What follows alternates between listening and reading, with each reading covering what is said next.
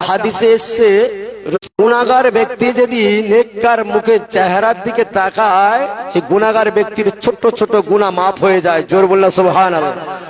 তা আমি গুনাহগার, যখন মাকসুদুর রহমান ভাই নেমন্তনা দাওয়াত দিল, মনে করলাম যে আমি গুনাহগার, এই কাঁচড়া দক্ষিণ পাড়া, এখানে সব নেককার বান্দা, তা গুনাহগার গিয়ে নিজের গুনাহটা অন্তত ঝেড়ে আছি, ওই জন্য আপনার চেহারাটা দেখার জন্য আল্লাহ পাক উপস্থিত করিয়েছে। আল্লাহ পাক যতটুকু বলাবে তার তিল পরিমাণ উপরে যেতে পারবো না আর নিচে নামতে পারবে না, ততটুকু। সকলে দোয়া করুন, যতক্ষণ বলবো এবং আল্লাহ বলিয়ে নেবে ততক্ষণ সঠিক কোরআন এবং হাদিস আল্লাহ পাক যেন জবান থেকে বের করে। সকল আল্লাহুম্মা আমিন। আশেপাশে যেসব ভাইয়েরা ঘোরাফেরা করছেন প্রত্যেকে চলে আস। আউযু বিল্লাহি মিনাশ শাইতানির রাজীম।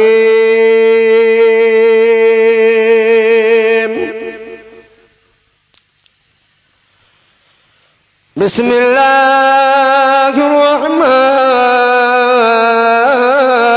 রহিম।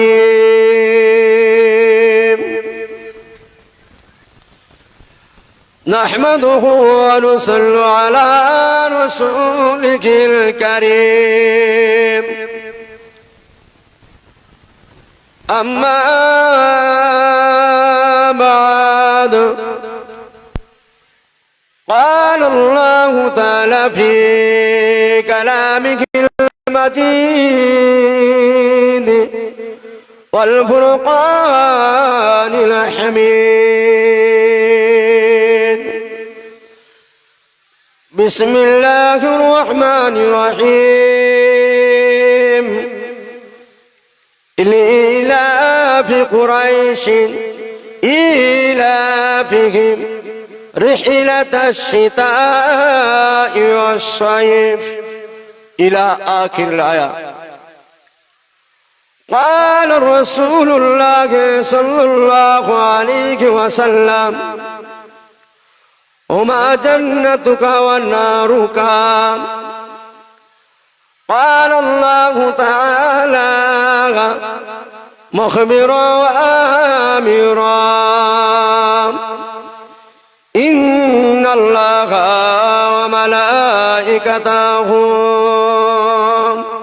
يصلون على النبي يا أيها الذين آمنوا صلوا عليه وسلموا تسليما. درود شريف. اللهم صل على سيدنا وعلى آل سيدنا. প্রাণ খুলে জোরে বলি আল্লাহুম্মা সাল্লি আলা সাইয়্যিদিনা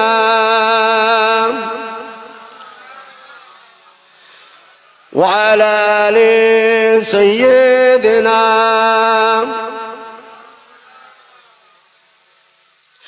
দয়ার নবী তোমার জানাই, দয়ার নবী তোমার জানাই সালাম বারে বার। তোমার তরে পাগল উম্মত কাঁদেন যারে সার। পিতা ঘরা নবী আমার, পিতা ঘরা নবী আমায় গর্মে ছিলেন মামিনায়। এতিম হয়ে জন্ম নিলেন আখেরি কান্ডার। দয়ার নবী তোমার জানাই সালাম বারে বার। তোমার তরে পাগল উম্মত কাঁদেন যারে সার। আল্লাহুম্মা সাল্লি আলা সাইয়্যিদিনা ওয়া আলা আলি সাইয়্যিদিনা. খুদায় কাতর নবী আমার, খুদায় কাতর নবী আমার। বাঁধে পেটে তিনটি পাথর সর্বদা চাইবেন তিনি কি হবে উম্মতি আমার। দয়ার নবী তোমার জানায় সালাম বারে বার তোমার তরে পাগল। পড়েন পড়েন কলমা জিকির লা ইলাহা ইল্লাল্লাহ আর জোরে লা ইলাহা ইল্লাল্লাহ লা ইলাহা ইল্লাল্লাহ মুহাম্মাদুর রাসূলুল্লাহ লা ইলাহা ইল্লাল্লাহ আর জোরে লা ইলাহা ইল্লাল্লাহ।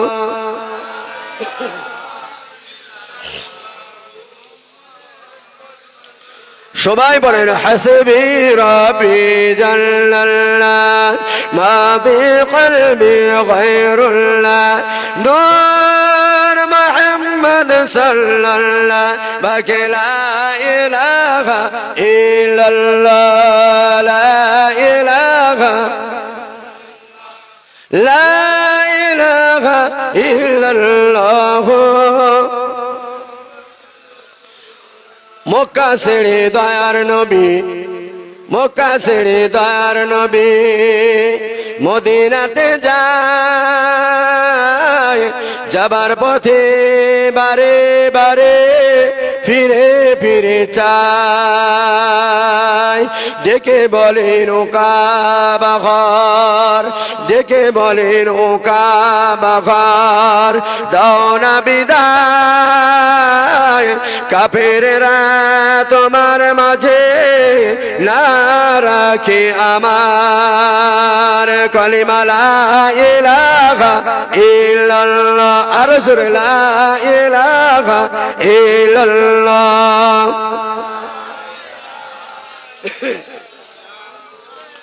মুহাম্মাদুর রাসূলুল্লাহ আল্লাহুম্মা সাল্লি আলা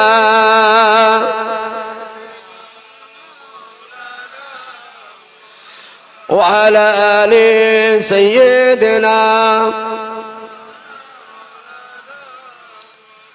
আলহামদুলিল্লাহ। আল্লাহ পাকের দরবারে লাখো লাখো কোটি কোটি শুকরিয়া যে রব্বুল আলামিন আপনাকে আমাকে ভালোবেসে মহব্বত করে এই কাছড়া দক্ষিণ পাড়া মুসলমান বাড়ি থেকে বেছে বেছে চুনে নিয়ে বিশ্বনবীর আগমন উপলক্ষে জলসার মাহফিল আয়োজন করিয়েছেন এবং সমস্ত অন্যায় অপরাধ কাজ থেকে পরহেজ করে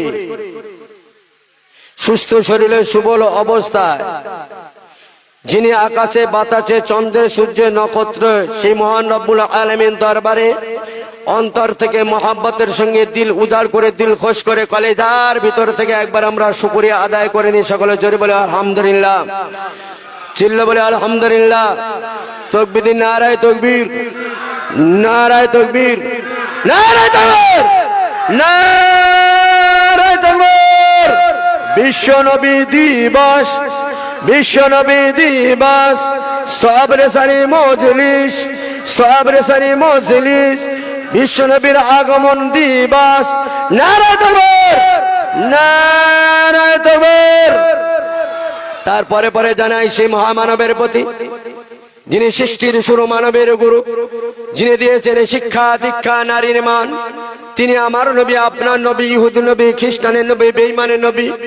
এক কথা বলা যেতে পারে জানা কেনা সৃষ্টি করলে কুল কায়নাত আসমান থেকে নিয়ে জমিন পর্যন্ত কিছু সৃষ্টি হতো না। সেই হাবিবের শানে লাখো লাখো কোটি কোটি সালাম এবং দরুদ। সকল বলুন সাল্লাল্লাহু আলাইহি ওয়াসাল্লাম। ভাই সকল সোনার মানিকেরা, এই যে বিশ্ব নবীর আগমনের দিবসের উপলক্ষে আমরা সব বসছি না, আমাদের ভিতর থেকে ফেরকা হয় যে নবীর জন্ম তারিখ নিয়ে তোমরা যে অনুষ্ঠানটা করা হয়, তাহলে মহতের তারিখটা হয়নি কেন? এরকম প্রশ্ন আসে কি আপনাদের কাছে? আসতে পারে।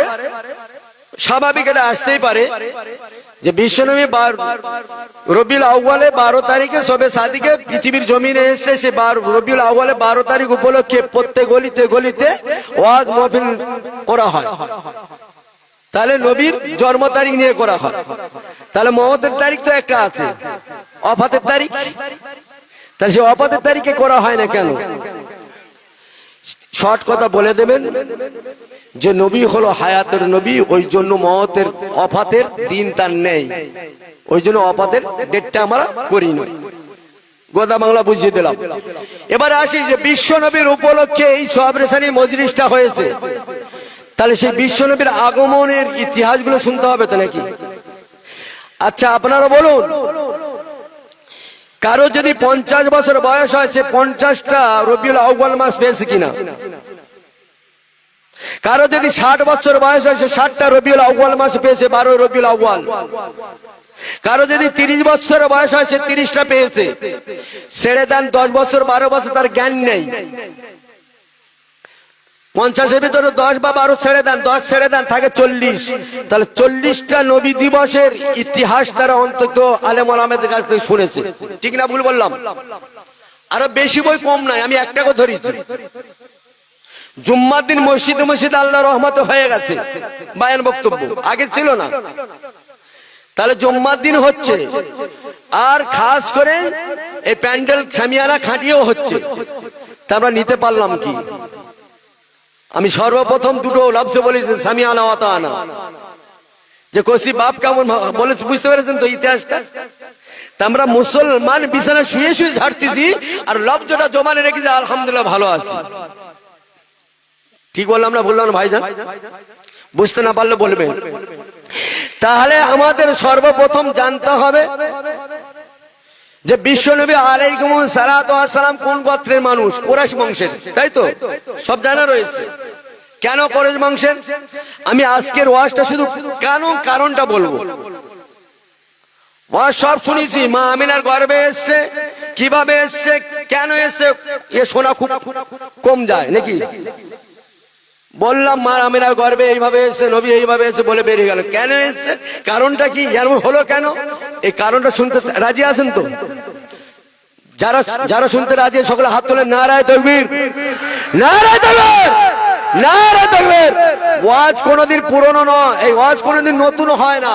আজ থেকে বিশ্বনবী আলাইহিস সালাতু ওয়াস সালাম কত বছর আগে? 1400-1500 বছর আগে। তাহলে একদিন দুদিনের কথা, একদিনের কথা হলে না নতুন হয়, দুদিনের কথা, এক সপ্তাহের কথা হলে না নতুন হয়। কত দিনের কথা? 14 থেকে 15 বছরের কথা। নতুন আছে কিছু? নতুন না, সব পুরনো। কিন্তু আমাদের চোখ নেই, আমরা পুরনো জিনিস দেখতে পাই না, নতুন ভাবি। বুঝতে পারছেন? তাহলে আসি, সর্বপ্রথম বিশ্বনবী আলাইহিস সালাতু ওয়াস সালাম কোন বংশের মানুষ? কুরাইশ বংশের। আমরা প্রত্যেকে যারা কোরআন জানে কিংবা কোরআন জানে না, তারা কিন্তু এই সূরাটা মুখস্থ, সূরা কুরাইশ নামাজ শিক্ষার ভিতর দেওয়া আছে, লিলাফি কুরাইশিন, এই কুরাইশ বংশ। তা আল্লাহর রাসূল কুরাইশ বংশে কেন পাঠালেন? আরো তো অনেক বংশ ছিল। আল্লাহ পাক যত রকম বংশ দিয়েছে, সব বংশের থেকে শ্রেষ্ঠ বংশ হচ্ছে কুরাইশ বংশ। জোরে বলছো 1 নম্বর, ক্লাস 1। জোরে বললে সুবহানাল্লাহ। ওই জন্য বংশের দিক থেকে কুরাইশ বংশের রাসূলকে পাঠালেন। আচ্ছা, রাসূলুল্লাহ সাল্লাল্লাহু আলাইহি সাল্লাম কুরাইশ বংশে আসলেন, লালন পালন কোথায় হলেন? হালিমাতু সাদিয়া। তাহলে কুরাইশ বংশে জন্ম নিলেন, আর লালন পালন ওখানে গিয়ে হচ্ছে। কারণটা কি? যেমন আরবি লফজ জানেন তো আপনারা, আমরা যে গোদা বাংলা গুলো বলি না, কোন বই পুস্তকে কিন্তু পাবেন না। আমরা যে ভাষাগুলো বলি, বই খুঁজে পাবেন মনে হয়? বা কোন ডিকশনারি খুঁজে পাবেন? পাওয়া যাবে না। আমাদের চলতি ভাষা গোদা বাংলা, স্ট্যান্ডার্ড ভাষা আমাদের নেই। ঠিক আছে? তা ঠিক ততরূপ যখন কুরাইশ বংশের মানুষেরা গোদা আরবি বলতেন, আর এই ফসি বালিক লফজ জবান একদম 1 to 1, সেটাই হলো সাদিয়া গোত্রে। জোরে বললাম সুবহানাল্লাহ। বোঝাতে পারলাম কথাটা? তাহলে কুরাইশ বংশে রসুল পাক জন্ম নিলেন বংশের দিক থেকে ক্লাস 1, আর ভাষার দিক থেকে ক্লাস 1 হচ্ছে কোন দিন? সাদিয়া, হালিমাতুস সাদিয়া। ওই জন্য রসুলকে ওখানে লালন পালন হলো। আসি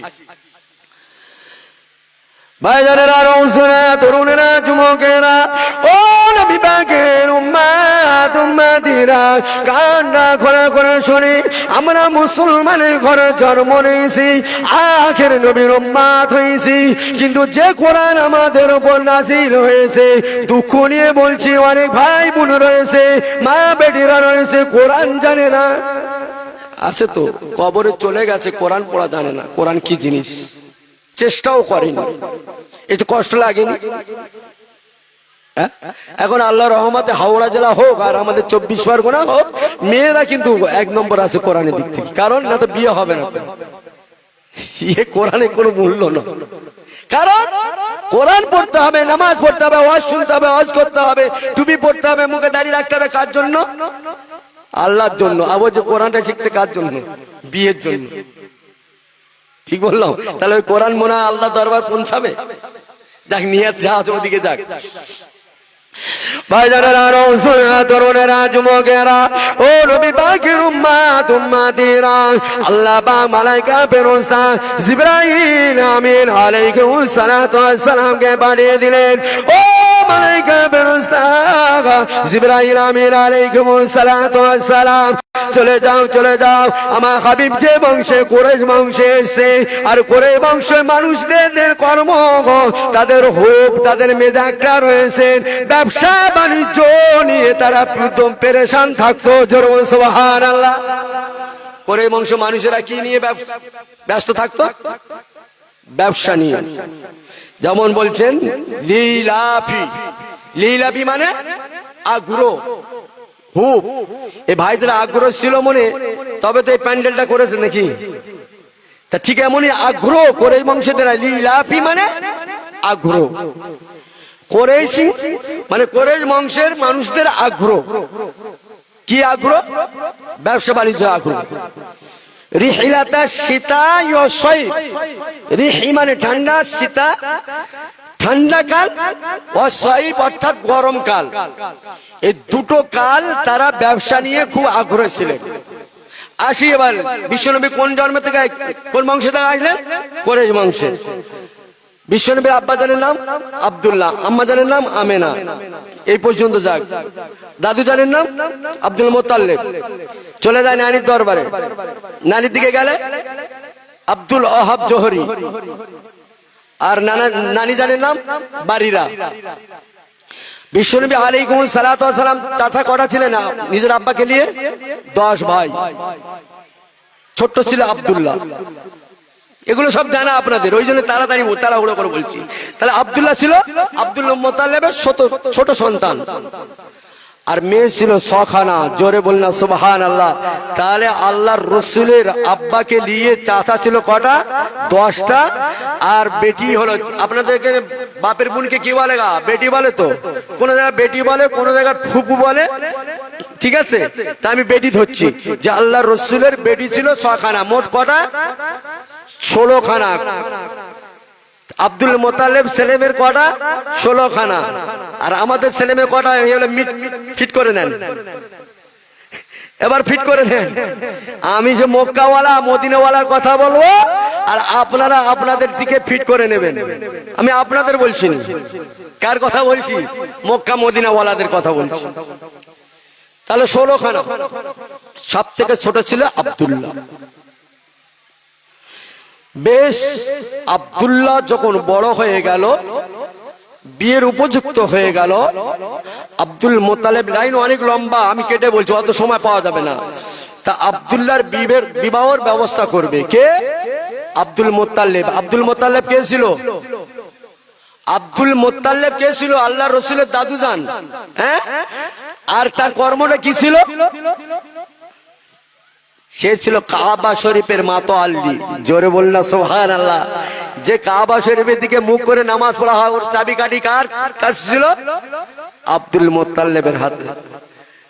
আমাদের এলাকায় মসজিদের দায়িত্ব মেনে আছে তো, সব আব্দুল মুত্তালিবের মতো নাকি? এর ফিট করে নেন, অসুবিধা হবে না। খোদার কসম, যারা এই মসজিদ মাদ্রাসা চালাচ্ছে আব্দুল মোত্তালেবের কাছে সার্টিফিকেট নেয়, শর্টে বলছেন। তারা আব্দুল মোত্তালেব ছিল কাবা শরীফে মাতোয়াল্লি কেসিয়া সাহেব বা সেক্রেটারি সাহেব, যাই কিছু বলুন না কেন, দায়িত্বম্যান ছিলেন, চাবিকাঠি ওনার হাতে ছিলেন। ঠিক এক সময় কাবা শরীফের চাতোয়ালে বসে মাথাটা নিচু করে খুব চিন্তা ভাবনার মধ্যে রয়েছে। এমন সময় আব্দুল্লাহর কয়েকটা বন্ধু যাচ্ছে ওখান পাশ থেকে। তা আব্দুল মোত্তালেবকে জিজ্ঞাসা হচ্ছে, সালাম কালাম করে জিজ্ঞাসা হচ্ছে, চাচা জান আপনি এত টেনশনের মধ্যে আছে কেন? বলছে দেখো না, তোমার বন্ধু তোমার দোস্ত আব্দুল্লাহ, আমাদের বয়স হয়ে গেছে, হয়তো মরে হেজে যেতে পারি, তা ছোট ছেলে ছোট বৌমার হাতে অন্তত রান্না এক মুঠো খেয়ে যায়, সকলে আশা থাকে তো। তা বলছে দেখো না, তোমার দোস্ত তোমার বন্ধু আব্দুল্লাহকে বিবাহের কথা অনেকবার বলছি, কোনো মতে রাজি করতে পারছি না। তোমরা বন্ধু হও, বন্ধুর কথা যদি নেয় তোমরা একটু রাজি করো, আর তোমরা যদি রাজি করাতে পারো তোমাদের কিছু খরমা কিছু দেরহাম তোমাদের দেব। এরা 3-4 জন খুশি বাগে বাগ। বলছে বন্ধু তো বন্ধুর কথা নেবে, এখন নিজের মায়ের পেটে ভাই না নিক না কেন, বন্ধুর কথা নেয়। কি করলেন 4 বন্ধু, ওরা খুব আনন্দে চলে গেলেন আব্দুল্লাহর কাছে। আব্দুল্লাহর কাছে গিয়ে সালাম কালাম দিয়ে বন্ধু বন্ধু কথা হচ্ছে। বলছে তোমার আব্বা এই ব্যাপার বলেছে, তোমার বিবাহের জন্য শাদীর জন্য করছে, তুমি কেন বিবাহ করছো না? ভাইজানেরা, রওশনা, তরুণেরা, যুবকেরা, ও নবী পাকের উম্মত উম্মতিরা, দয়ার নবী, নূর নবী, মায়ার নবীর আব্বা জান আব্দুল্লাহ ওই সময় বলেছিলেন, ও আমার সঙ্গী সাথীরা, জেনে রাখো, শুনে রাখো, আমি আব্দুল্লাহ, আমার বিবাহ হয়ে গেছে। সুবহানাল্লাহ, আমার তো বিবাহ হয়ে গেছে। এরা বলছে কি রে বন্ধু, তোর বিবাহ হয়ে গেছে আমরা জানলাম না। তাই এরা, এদের মনে একটু খারাপ হয়ে গেছে, এরা আশা করে এসেছিল একে বিবাহ রাজি করাবো, কিছু দেরহাম খরমা পাবো, তা ফোকে গেল তো না যেতে। এরা বলছে আচ্ছা ভাই যা হয়েছে হয়েছে, তা বিবাহ কোথা হয়েছে বললে যেন ভালো হতো। ভাইজানেরা, রওশনা, তরুণেরা, ও নবী পাকের উম্মত উম্মতিরা, ওই সময় বলেছিলেন আব্দুল্লাহ, খাজা আব্দুল্লাহ বলেছিলেন, ও সঙ্গী সাথীরা, আমার মক্কার জমিনে বিবাহ হয় না, আমার মক্কার আশেপাশে বিবাহ হয় না, আমি আব্দুল্লাহ, আমার বিবাহ হয়েছে পৃথিবীর জমিনে নয়, আল্লাহ পাক আরশে আজিমে বিবাহ দিয়েছে। জোরে সুবহানাল্লাহ। দেখবেন সমাজের ছেলে মেয়ে প্রেমে পড়লে কি করে, আগে বাবা মার বলার আগে রেজিস্ট্রি করে রেখে আসে, মিলিয়ে নেন। আর খাজা আব্দুল্লাহর বিবাহ আগে রেজিস্ট্রি হচ্ছে কোথায়? আরশে আজিমে। ভাইজানেরা, রওশনা, তরুণেরা, যুবকেরা, ও নবী পাকের উম্মত উম্মতিরা, ওই সময় খাজা আব্দুল্লাহকে বন্ধুরা জিজ্ঞাসা করলেন, ভাই তবে আরশে আজিমে তোমার বিয়ে হয়েছে, তুমি বলছো আমরা বিশ্বাস করে নিয়েছি, তাহলে এবার বলো কোন গ্রামে, মেয়েটার নাম কি, মেয়েটার ঠিকানা বলে দাও, মেয়েটার আব্বাজানের নাম বলে দাও।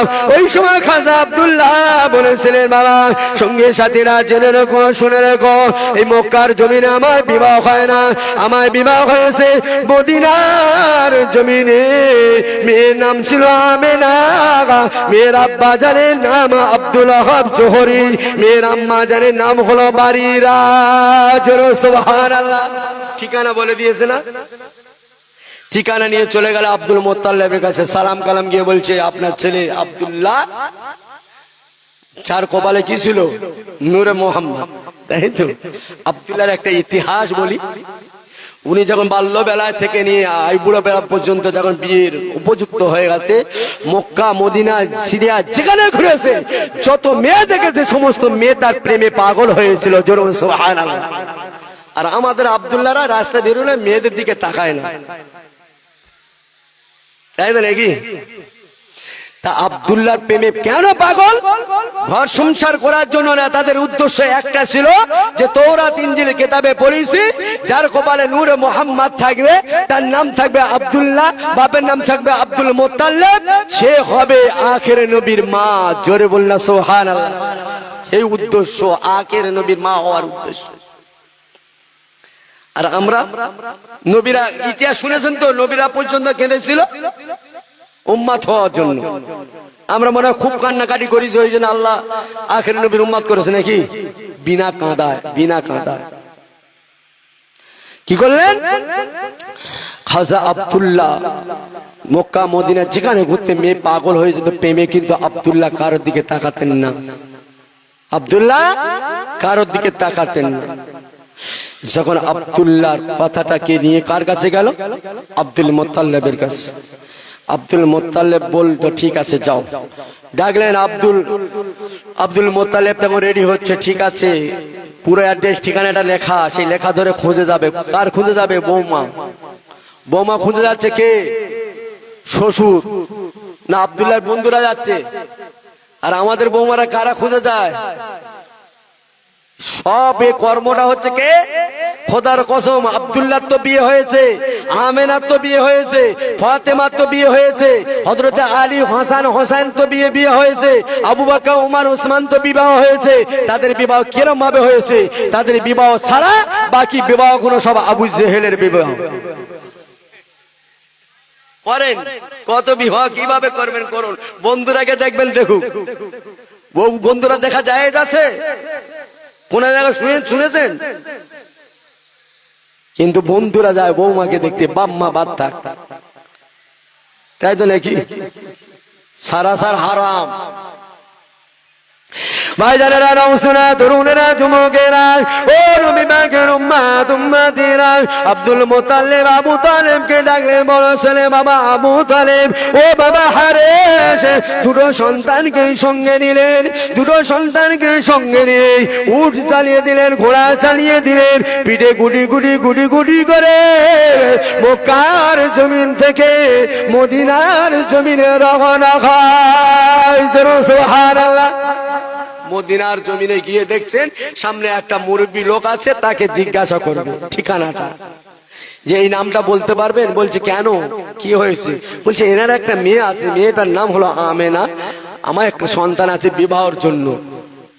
তা আব্দুল ওয়াহাব জোহরি বলছে, উনি চেনে না, কিন্তু আব্দুল ওয়াহাব জোহরি বলছে তাহলে আমার মেয়ে আমেনা বিয়ে তো হয়ে গেছে। জরুর সুবহানাল্লাহ। তা বলছে হয়ে তো গেছে, তাহলে এই ঠিকানায় আর যাওয়ার কোনো দরকার নেই। তা ভাই একটা কথা বলতে পারবে? বলছে কি বলো? বলছে কোন জায়গায় বিয়ে হয়েছে বলতে পারবে?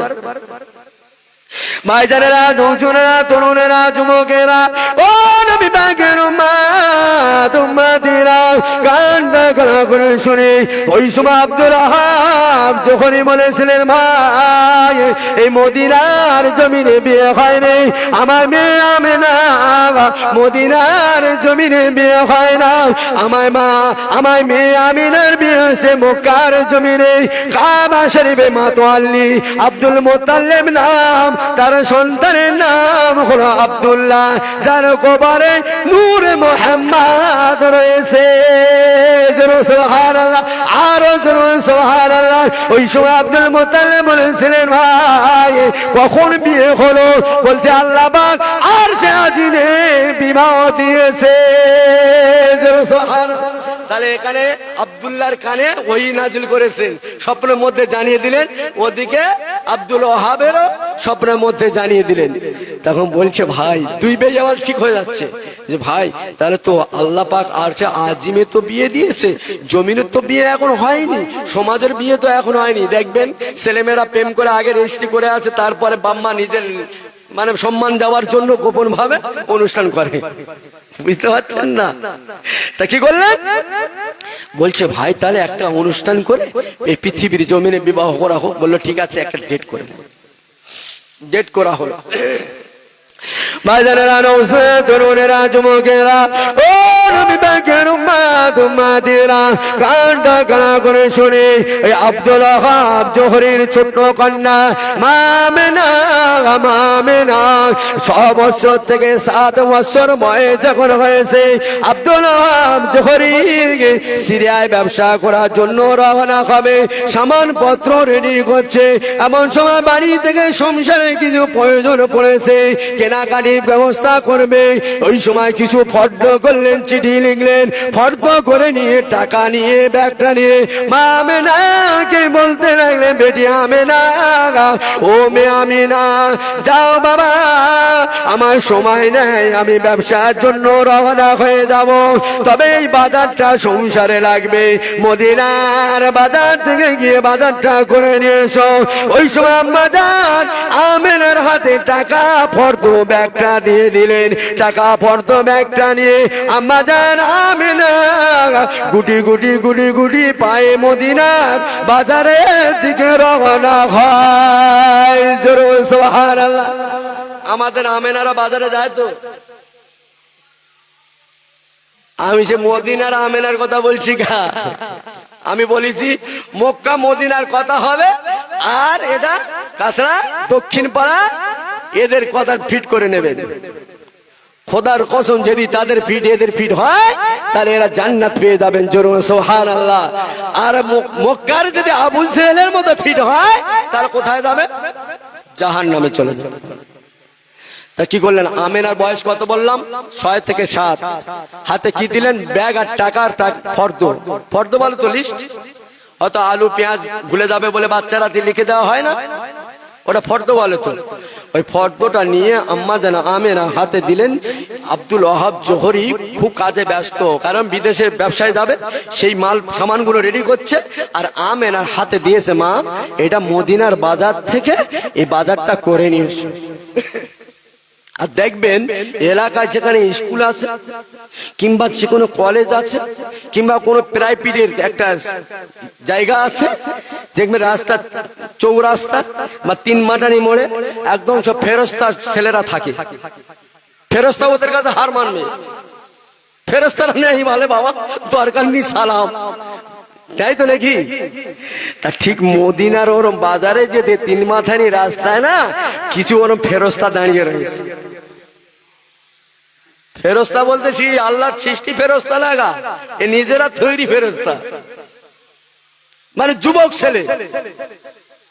তা এমনি সাধারণত একটা বাচ্চা যদি আপনার আমার সামনেতে যদি হেঁটে যায়, খুব সুন্দর অপূর্ব সুন্দর যদি হয়, কি বলি বলুন তো? আমি যে বাচ্চাটা বড় হলে কিন্তু খুব দেখতে হবে, খুব সুন্দর ভালো হবে বলি তো। তা ঠিক ততরূপ আমাদের আমেনার বয়সটা যখন 6 থেকে 7 আর মদিনা বাজারের দিকে যাচ্ছে, কিছু যুবক ছেলেরা দাঁড়িয়েছিল, বলছে দেখ রে আমেনা 6-7 বছর বয়স, কত সুন্দর দেখতে। আর আমাদের আমেনা 18-20 বছর বয়স হলে যদি বাজারে যায়, রাস্তাঘাটে যায়, কোনো ছেলে যদি বলে মেয়েটা কি সুন্দর দেখতে, ও একেবারে মাথার ওড়না আরো ঢেকে দেয়, তাই তো, পর্দার ভিতরে ঢুকে পড়ে। বাজারেরা রওসা তরুণেরা যুবকেরা ও নবী পাকের উম্মত উম্মতিরা আম্মা জান আমেনা রাদিয়াল্লাহু তাআলা আনহা হুজুর আমার মদিনা বাজারে আর গেল না, ওই রাস্তা থেকে ব্যাকে ফিরে বাড়িয়ে চলে আসলো। শুধু তাই নয়, আম্মা জান আমেনা ডুগরে ডুগরে কাঁদতে লাগলেন, চোখেতে পানি ঝরঝর ঝরঝর করে আসলেন। ও সোনার মানিকেরা, কোন নবীর আম্মা জানের কথা বলছি? আখের নবীর আম্মা জানের কথা বলছে। মা আমেনা কেঁদে কেঁদে কেঁদে কেঁদে বাড়ি ফিরে আসলেন। বাড়ি এসে দেখে আব্বা জান দাঁড়িয়ে রয়েছেন, সামানপত্র রেডি করছেন। ওই সময় আম্মা জান আমেনা এসে ব্যাগটা ছুঁড়ে দিলেন, টাকাটা ছুঁড়ে দিলেন, পর্দাটা ছুঁড়ে দিয়ে আব্বা জানের পায়ে লটিয়ে পড়লেন। মা আব্বা জান, ও আমার আব্বা জান, এইভাবে কাঁদতে লাগলেন। আব্দুল ওয়াহাব জোহরী চমকে উঠলেন, আমার মেয়ে আমেনাকে বাজারে পাঠালাম, আমার মেয়েকে কে মারধর করলো নাকি? কি ব্যাপার? আমার মেয়েটা এমন কান্নাকাটি করে, এমন রোনাজানি করে। ও সোনার মানিকেরা, ওই সময় আব্দুল ওহাব জোরে বলেছিলেন, মা আমেনা কি ব্যাপার, তুমি এত কান্নাকাটি করছো কেন, এত রানাজানি করছো কেন, তোমার কি কষ্ট হয়েছে বলো, কান্নার কারণটা কি বলো। ও সোনার মানিকেরা, নবী পাকের উম্মাত উম্মাতিরা, ওই সময় আম্মা জান আমেনা বলেছিলেন, আব্বাজান, ও আমার আব্বাজান, আমার কান্নার ভিতরে অনেক কারণ নয়, একটা কারণ হয়েছে আব্বাজান, ওই কারণটা আমার শর্তটা যদি আপনি মেনে নেন তাহলে কারণটা আমি বলতে পারি। আব্দুল ওহাব যখনই বলেছিলেন, মা ও মা আমেনা, তোমার শর্তটা কি? বলেছিলেন, আব্বাজান, আমি আমেনা যতদিন বেঁচে থাকবো আমার মদিনার বাজারে পাঠাবে না। জোরে সুবহানাল্লাহ, আরো জোরে সুবহানাল্লাহ। একটা শর্ত, আমি কেন কাঁদছি পরে বলবো, আমার শর্ত একটা কিন্তু তোমার নিতে হবে, তুমি যদি নেবো বলো তাহলে আমি কান্নার কারণটা বলবো। তাহলে আমার আমেনা, আমাদের আমেনা, মদিনা মক্কা বাদ দেন, বিশ্বের আমেনা গুলো ঠিক এমনই তো নাকি? রাস্তাঘাটে কেউ কথা বললে মোটামুটি তাদের দিকে তাকায় না, ফিরে চলে আসছে। এখন তো মোটামুটি একবার থেকে তিনবার তাকাতো, এখন আবার 1 2 3 ফোন নাম্বার শুরু, কিছু হোক না পরে কথা হবে, নাম্বারটা আগে তো। তাহলে এদের গর্বে নূরে মোহাম্মদ আসবে না আব্দুল কাদের আসবে না ফুরফুরে দাদা হুজুর আসবে? এদের ঘরে ফেরাউন মার্কা আসবে আর আবু জেহেল মার্কা আসবে। বুঝতে পারছেন না? অসুবিধা হচ্ছে ভাইজানেরা, তরুণেরা, যুবকেরা, ও নবী পাকের উম্মাত উম্মাতিরা, ওই সময় মা আমেনা বলেছিলেন, আব্বাজান, আমার শর্তটা যদি মেনে নাও আমি আমেনা কান্নার কারণটা বলে দেবো। ওই সময় আব্দুল ওহাব যখনই বলেছিলেন, মা কি কারণ বলো, আমি শর্তটা মেনে নেবো। ওই সময় আম্মা জান আমেনা বলেছিলেন, আব্বাজান, আমি মদিনার বাজারের দিকে যখন যাচ্ছিলাম হঠাৎ মাত্র যুবক ছেলেরা আমাকে দেখে বলল, আমেনা যদি ছোট্ট বেলা এত সুন্দর হয়, জানি না আমেনা বড় হলে কত সুন্দর না হয়, তবে আব্বাজান এই কথাটা আমি আমেনা পছন্দ করি না। জোরে সুবহান, আরো জোরে সুবহানাল্লাহ। তাহলে সেই আমেনার গর্বে কে আসবে? নূরে মোহাম্মদ। বিবাহ হয়ে গেল। আজরাইল বললে, আল্লাহ পাক, আমি আমেনার বরযাত্রী যাব, কন্যা যাত্রী যাব। ফেরেশতারা বলল, মিকাইল বলল, জিবরাইল বলল, আজরাইল বলল। আল্লাহ আজরাইলের কাজ কি বলুন তো? জান কবজ করে নেওয়া। ও যদি মা আমেনার বিবাহ খেতে আসে, জানগুলো থাকবে তো, কেউ আর মরবে না। তো দায়িত্ব ওদিকে মিকাইল, সে তো মেঘ হেঁকে নিয়ে যাবে, পানি বর্ষণ করবে, তাহলে অন্য জায়গায় পানির প্রয়োজন। মিকাইল যদি যে আমেনার বিবাহ খেতে যায়, তাহলে সেখানে মানুষগুলো তো মরে যাবে নাকি? সবার একটা করে দায়িত্ব আছে না? তা আল্লাহ বলছে, তোদের তো দায়িত্ব আছে, তোরা আমেনার বিবাহ খেতে যাবে বলছি, আর দুনিয়ার খাবার তো তোদের চলে না। তা বলছে, আল্লাহ আমরা জান্নাত থেকে খাবার বেঁধে নিয়ে যাবো। জোরে বললেন সুবহানাল্লাহ। আল্লাহ বলে, যা, তোদের দায়িত্ব এখন কিছুক্ষণের জন্য ওই আমেনার বিবাহের জন্য তোদের দায়িত্ব ছুটি দিয়ে দিলাম। জোরে বললেন সুবহানাল্লাহ। সব দায়িত্ব খালাস। কি আর মরলো না? আজরাইল তো আসলে তবে তো মরবে, কারোর জান কবজ করলো না, চলে আসলেন। এবার আম্মা জান আমেনা যখন আসলেন আব্দুল্লাহর ঘরে, লম্বা ইতিহাস মাঝখান থেকে আমি কেটে দিচ্ছি, আপনারা শুনেছেন আম্মা জান আমেনার হাদিস। আম্মা জান আমেনা বলছে, যখন গর্বে নূরে মোহাম্মদের ছিল আম্মা জান আমেনা কিছু বুঝতে পারে না, কোনো কষ্ট হয় না। এই ইতিহাসটা শুনেছে? কেন হয় না? আমি বক্তব্যের প্রথমে বলেছি কেন আজকের হবে, শুধু শুনেছেন তো? কেন হয় না বলুন তো, একজন কেউ হাত তুলে। খাওয়া হারাম হয়নি, ঘুম হারাম হয়নি। আপনার বাড়ি থেকে মা বোনেদের যখন গর্ভবতী হয়, মায়েরা খেতে পারে না, উঠতে পারে না, বসতে পারে না, কাজকর্ম করতে পারে না, খালি বমি করে। ঘুম হারাম, খাওয়া হারাম, সবটা হারাম হয়ে যায়। কিন্তু আমেনা বলছে, আমি আইবুড়ে বেলা যে বকর আমার ক্ষমতা ছিল, যখন নূরে মোহাম্মদ আমার গর্বে এসে তার থেকে আরো ডবল ক্ষমতা বেড়ে গেছে। জোর বললাম সুবহানাল্লাহ। তা কেন কষ্ট হয় না? কারণটা কি? কারণটা কি? ভাইজানেরা, রসুনা, তরুণেরা, যুবকেরা, ও নবী পাকের উম্মত উম্মতিরা, কারণটা শুনে নেন। আল্লাহ পাক কোরআন পাকের মধ্যে বললেন, ওয়া আরসালনাকা ইল্লা রাহমাতাল লিল আলামিন, আমার হাবিবকে কোনো কারণে পাঠায় না, ইনসান করে পাঠায় না, শুধুমাত্র কেবলমাত্র একমাত্র রহমত স্বরূপ পাঠিয়েছি। সুবহানাল্লাহ। আম্মা জান আমেনা বললেন, আমার গর্ভে যখন নূরে মুহাম্মদ ছিল, আমি আমেনা, আমার ঘুম বন্ধ হয় না, আমি আমেনা, আমার খাওয়া বন্ধ হয় না, আমার শরীর অসুস্থ হয় না। কারণ খাওয়া যদি বন্ধ হতো, ঘুম যদি বন্ধ হতো, আর শরীরটা যদি অসুস্থ হয়ে যেত, কারণ আল্লাহ নবীকে রহমত স্বরূপ বানিয়েছে, রহমাতুল আলামিন লব্ধটা থাকতো না। সুবহানাল্লাহ, আর সুবহানাল্লাহ। রহমাতুল আলামিন কারো কষ্ট দেওয়ার জন্য আসেনি। তাহলে মা আমেনা যদি কষ্ট পেত, ওটা তাহলে রহমাতুল আলামিন নাম থাকতো না। কারণটা বুঝতে পেরেছে? কেন? আমি বললাম যে ওয়াজের প্রথমে থাকবে কেন। কারণ আল্লাহ রাসূল সাল্লাল্লাহু আলাইহি ওয়াসাল্লাম বলতে লাগলেন, বাবা সাহাবা, ও বাবা সাহাবারা, ও বাবা সাহাবীরা, আমি রাসূলুল্লাহ জানিয়ে দিলাম, আমি হাবিবুল্লাহকে বলে দিলাম, হুমা জান্নাতুকা ওয়া নারুকা, খবরদার খবরদার, তোমার বাম্মাকে তোমরা কষ্ট দিও না। তোমার বাম্মা তোমাদের জন্য হলো জাহান্নাম, আর তোমার বাম্মা হলো তোমাদের জন্য জান্নাত। সুবহানাল্লাহ। ঠিক না বল? বলেছে তো, তাহলে কষ্ট দিলে জান্নাত পাওয়া যাবে। রহমাতুল লিল আলামিন, রহমাতুল লিল আলামিন, সকলে নাম শুনেছেন। যে বললাম না সর্বপ্রথম এসে আলহামদুলিল্লাহ লব্জটা রেখেছি, আর রহমাতুল লিল আলামিনও ঠিক লব্জটা রেখেছি। কারণ নবী পাক আলাইহিস সালাতু ওয়াস সালাম বলতে লাগলেন, মদিনা শরীফে সাহাবা হুজুরকে নিয়ে ওয়াজ করতে লাগলেন, বয়ান দিতে লাগলেন। আল্লাহ নবী বললেন, বাবা সাহাবা, আমি রাসূলুল্লাহ জানিয়ে দিলাম, আমি হাবিবুল্লাহকে জানিয়ে দিলাম, আল্লাহ পাক আমার রহমত স্বরূপ বানিয়েছেন, রহমত স্বরূপ আমাকে বানিয়েছেন। তবে আমার যে উম্মত উম্মতি হবে, তারা কারোর কষ্ট দেবে না। সুবহানাল্লাহ, আর সুবহানাল্লাহ। মায়ের কষ্ট যদি দিত, রহমাতুল লিল আলামিন লব্জ থাকতো না। আর আল্লাহ রাসূল বলছে, যারা মায়ের কোন মানুষকে কষ্ট দেবে, তারা আমার উম্মত হবে না।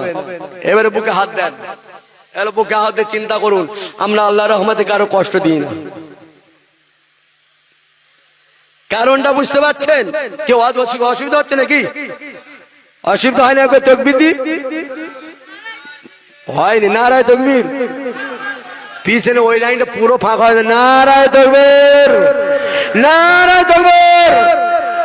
তাহলে যে কথা বলছিলাম, তাহলে যে কষ্ট দিলে রহমাতুল লিল আলামিন লব্জ থাকতে পারে না, ওই কারণে আম্মা জান আমেনার কোনো কষ্ট হয় না। ভাইজানেরা, রসুল, তরুণেরা, যুবকেরা, ও নবী পাকের উম্মত উম্মতিরা, আম্মা জান আমেনা বলতে লাগলেন, যখন নূরে মুহাম্মদ আমি আমেনা আমার পেটে চলে আসে, 1 মাস 2 মাস 5 মাস 6 মাস হয়ে যায়, আমার আব্বা জান আমাদের এলাকায় মা বোনেদের যখন গর্ভবতী হয়, 3 মাস 4 মাস পর থেকেই তাদের পেটটা উঁচু হয়ে যায়। এমন সময় আম্মা জান আমেনা বলতে লাগলেন, আমি আমেনা পেট উঁচু কিছু বুঝতে পারি না। সুবহানাল্লাহ। কেন? এই ইতিহাসটা এরকম ভাবে তোমরা সকলে ম্যাক্সিমাম ওয়াজ নসিহত টান দিয়ে বলে গেছে না? কারণটা কি? কারণ নূরে মুহাম্মদের আম্মা জান রাস্তাঘাটে বের হবে, সংসারে কাজ করবে, মানুষের সঙ্গে ওঠা বসা যখন করবে, আম্মা জান আমেনা লজ্জিত হয়ে যাবে। আর লজ্জিত হওয়া মানে রহমাতুল লিল আলামিন লব্জ থাকে না। সুবহানাল্লাহ। কেন হয় না কারণটা বুঝতে পারছেন? পেটটা কেন উঁচু হয়নি, ঘুমটা বন্ধ কেন হয়নি, খাওয়াটা বন্ধ কেন হয়নি, শরীরটা অসুস্থ কেন হয়নি? কারণ একটাই, রহমাতুল লিল আলামিন লফজ থাকার কারণে হয়নি। আর উম্মতদের ভিতরে এই রহমাতুল লিল আলামিন না থাকলে সে উম্মত হবেনি। ভাইজানেরা, নওসেরা, তরুণেরা, যুবকেরা, ও নবী পাকের উম্মত উম্মতেরা, 12 রবিউল আউয়াল নবী আগমনের দিবস। শুধু নবীর আগমনের ইতিহাস নিয়ে কথা হবে। চলুন আম্মা জান আমেনা বলতে লাগলেন, যখন আমার সংসারে আমি কাজ কর্ম ছেড়ে দিয়ে আমার খাবার পানি ঘরেতে নেই, আমি পানি আনার জন্য চলে গেলাম জঙ্গলে, কলসিটা কাঁখে করে নিলাম, গুড়ি গুড়ি গুড়ি গুড়ি পায়ে জঙ্গল দিকে কুয়ার দিকে রওনা হলাম। সুবহানাল্লাহ। আমাদের আমেনারা যায় কলে, তখন তো এলাকা ভিত্তিতে একটা করে কল হতো, এখন আল্লাহ রহমতে বাথরুমেও কল ঢুকে গেছে, ঘরে তো দূরের কথা, তাই না? টাকা খেয়ে খেয়ে খেয়ে খেয়ে, হারাম খেয়ে খেয়ে খেয়ে খেয়ে বাথরুম খাওয়া শুরু হয়ে গেছে। বুঝতে পারছেন? বুঝতে পারছেন তো? নেতা, বিশ্ব নবী, বিশ্ব নেতা, সেই নেতার কথা বলছি গা, যে বাথরুম খায়নি, যে ঘর খায়নি, যে হকুল ইবাদ খায়নি, সেই নেতা। ভাইজানেরা, নওসেরা, তরুণেরা, যুবকেরা, ও নবী পাকের উম্মত উম্মতেরা, কানটা খাড়া করে শুনে আম্মা জান আমেনা বলতে লাগলেন, আমার গর্ভে নূরে মুহাম্মদ রয়েছে, আমি আমেনা ঘর সংসারে কর্মটা ছেড়ে দিয়ে চলে গেলাম খাবার পানি আনার জন্য। আমি দেখলাম জঙ্গলের ভিতর দিয়ে চলে যাই, গিয়ে দেখলাম আসার পথে দেখি কুয়ার পানি উপরে উঠেছিল। এটা শুনেছেন তো আলেম ওলামাদের কাছ থেকে? আমি শোনা গল্প বলবো। কেন? কারণটা কি? কুয়ার পানি ঠেলে উপরে উঠে গেছিল, আমাদের আমেনা নিচে হয়নি না? কারণটা হলো আমাদের আমেনার কষ্ট হবে, যার পেটে নূরে মুহাম্মদ রহমাতুল লিল আলামিন আছে, কারো কষ্ট দেওয়ার জন্য আসেনি। জোরে বলুন সুবহানাল্লাহ। কারণটা বুঝতে পেরেছেন? এবার আসছি, আমাদের আমেনা কুয়া থেকে পানিটা নিয়ে ফিরে আসছেন, এমন সময় দেখতে পেলেন একটা গায়েবী আওয়াজ হয়ে গেল। একটা আওয়াজ, অন্য কোনো আওয়াজ নাই, ওই আওয়াজটা হয়েছিল, খবরদার তোমরা হুঁশিয়ার হয়ে যাও, সাবধান হয়ে যাও, তোমরা আগে বেড়ে যাও না, জমিন থেকে মা আমেনা চলে যাচ্ছে, নূরে মুহাম্মদের আম্মা জান গর্ভে আছে রহমাতুল লিল আলামিন, তোমরা আগে যদি বেড়ে যাও আমেনা পিছিয়ে পড়বে, আর আমেনার গর্ভে মুহাম্মদ পিছিয়ে যাবে। তবে তোমরা যদি আগে বেড়ে যাও, কিয়ামতের দিন আল্লাহ দরবারে তোমরা জবাব দিতে পারবে না। সুবহানাল্লাহ। একটা আওয়াজ হয়েছে, কি আওয়াজ? খবরদার তোরা আগে বাড়িস না। হেঁটে হেঁটে হেঁটে হেঁটে যাচ্ছে কি আমেনা। শুধু আমেনা নয়, তার গর্ভে নূরে মুহাম্মদ রয়েছে, রহমাতুল লিল আলামিন রয়েছেন। বলুন, রসুলকে পিছনে ফেলে সামনে যাওয়া যাবে? গেলে কি হবে? আবু জেল হবে। কি হবে ওটা পরে। কারণ আমাদের আমেনা বলছে, এই আওয়াজটা যখন আমি পেলাম, পূর্ব পশ্চিম উত্তর দক্ষিণ চোখের দৃষ্টি যতদূর আছে আমি দেখলাম কোনো কেউ নেই, কোনো মানুষ পশু পাখি কিছুই দেখতে পাইনি। তারপরে কি খোদার শান, আমি আমেনা উপর দিকে তাকিয়ে দেখলাম একদল ঝাঁক পাখি দাঁড়িয়ে রয়েছে, আর পাখিদের সর্দার, পাখিদের হেড বলছে যে খবরদার তোরা দাঁড়িয়ে যা, আর ডানা মেরে উড়িস না, তোরা যদি উড়ে যাস আমেনার মাথার উপর থেকে আগে চলে যাবি, আমেনা পিছনে পড়ে যাবে, রহমাতুল লিল আলামিন পিছনে পড়ে যাবে, কাল কিয়ামতের ময়দানে আল্লাহর কাছে জবাব দিয়ে দিতে পারবে না। আর আমরা সেই নবীর উম্মত হয়ে নবী পিছনে ফেলে দে, নবীর কথা নেওয়া চলবে না, আল্লাহর কথা বাদ দেয়, নবীর কথাও বাদ দেয়, যা হোক হোক, ঠিক না? পাখিরা নবীকে পিছনে ফেলে দেয়, পাখিরা নবীকে পিছনে ফেলেনি, আর পাকা উম্মত হয়ে আমরা পিছনে ফেলছি। তাহলে আমরা নাজাত পাবো মনে হয়? হ্যাঁ? যদি বলেন কি করে ফেললাম, যখন একটা মানুষের কাছে কথা বলে না, কথাটা সে হয়তো বুঝতে পারেনি, ফের আবার রিপিট করে না, সেই কথাটা ফের রিপিট করে, দুবারে বলা হয়। আমার আল্লাহ বলে বান্দা তোরা বেখেয়াল হয়ে থাকবি, হাইয়া আলাস সালাহ তোরা বেখেয়াল হয়ে থাকবি, তোরা হয়তো খেয়াল না হতে পারে, তবে আমি আল্লাহ দ্বিতীয়বার হাইয়া আলাস সালাহ বলে দিলাম। সুবহানাল্লাহ। তাহলে আছে একবার হাইয়া আলাস সালাহ বললে বেখেয়াল হয়ে থাকতে পারতাম। আল্লাহ বলছে বান্দা তোরা হয়তো একবার ডাকলে বেখাল হয়ে যাবে, তবে আমি আল্লাহ ফের দুবারও দেখে বলে দিচ্ছি। তাহলে এর বেখাল হওয়ার কোনো গুঞ্জাইশ নেই, তবু আমরা বেখাল হয়ে পড়ে আছি। ঠিক না ভুল?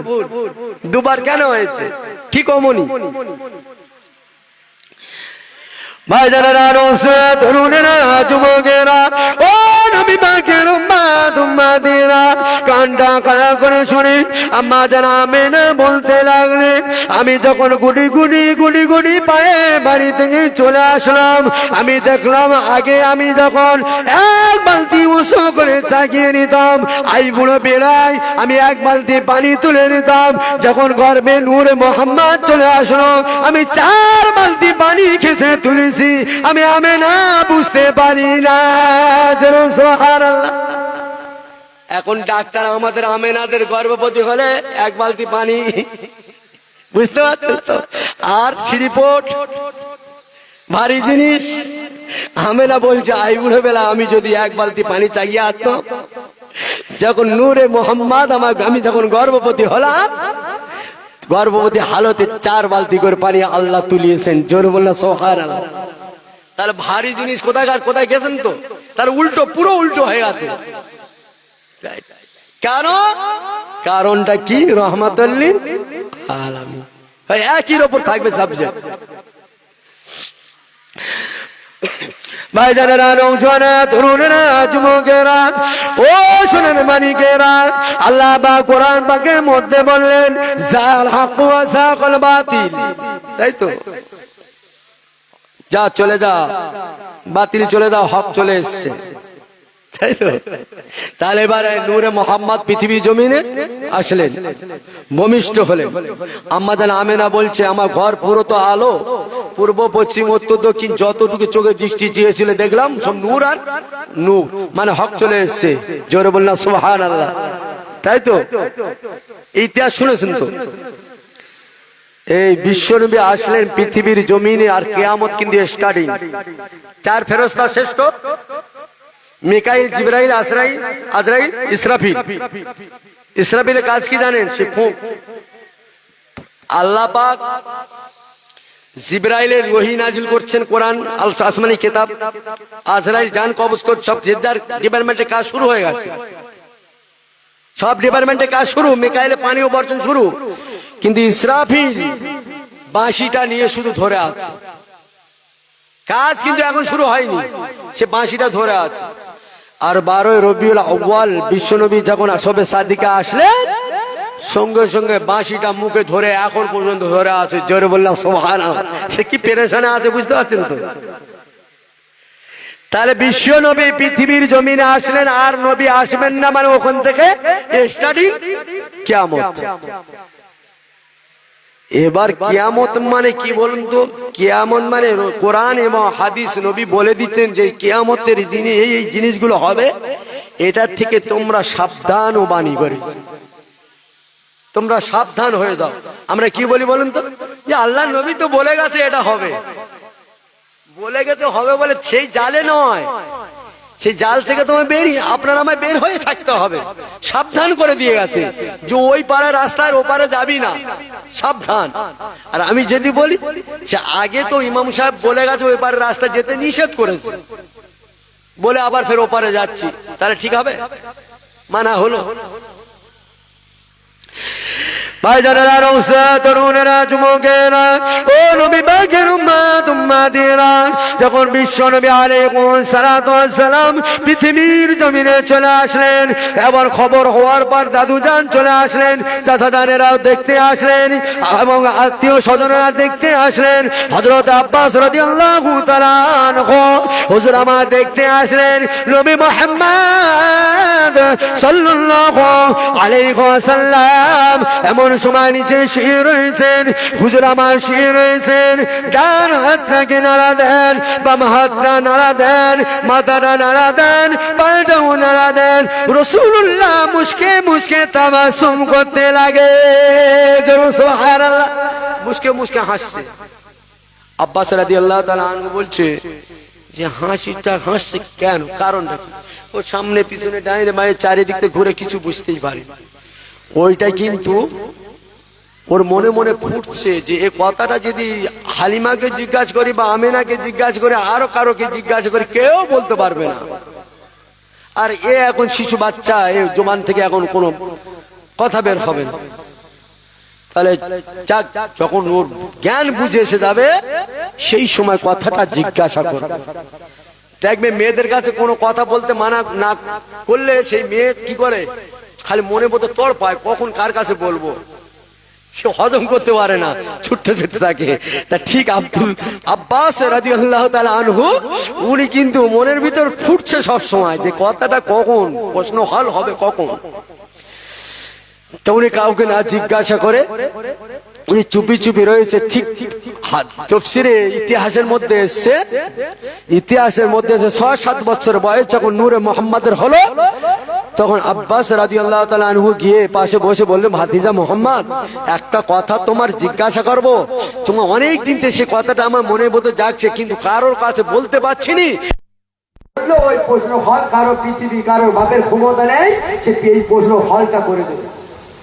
তবে আমার শত বিশ্বাস যে নূরে মুহাম্মদকে জিজ্ঞাসা করলে এই প্রশ্ন হল হয়ে যাবে। জোরে বলো সুবহানাল্লাহ। বলছে কি চাচাদান কি বলুন, ভাইরা রওসা তরুণেরা, যুবকেরা, ও নবী পাকের উম্মত উম্মাতিরা, কানটা গলা করে শুনি। ওই সময় বলেছিলেন আব্বাস রাদিয়াল্লাহু তাআলা আনহু বলেছিলেন, ভাতিজা, ও ভাতিজা